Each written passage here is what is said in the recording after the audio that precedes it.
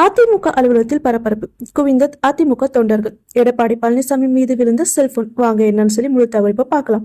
நடைபெற்ற பாராளுமன்ற தேர்தலில் அதிமுக தலைமையிலான கூட்டணி தமிழகத்தில் கடும் தோல்வியை சந்தித்தது.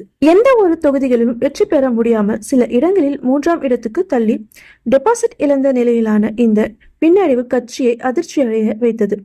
இதனைத் தொடர்ந்து அதிமுக பொதுச் செயலாளர் எடப்பாடி பழனிசாமி மாவட்ட நிர்வாகிகளுடன் ஆலோசனை கூட்டம் நடத்தினார்.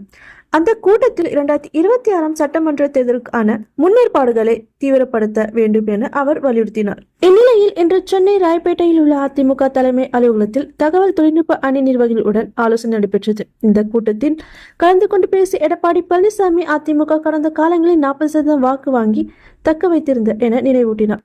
ஆனால் தற்போது கட்சி 10% வாக்குகளை இழந்துவிட்டது. அதை மீண்டும் கைக்கொள்ள வேண்டிய அவசியம் உள்ளது என அவர் தெரிவித்தார்.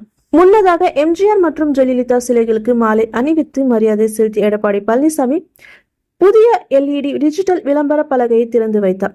இந்த நிகழ்ச்சியின் போது எதிர்பாராத விதமாக ஒரு செல்போன் எடப்பாடி பழனிசாமியின் தோளில் விழுந்தது.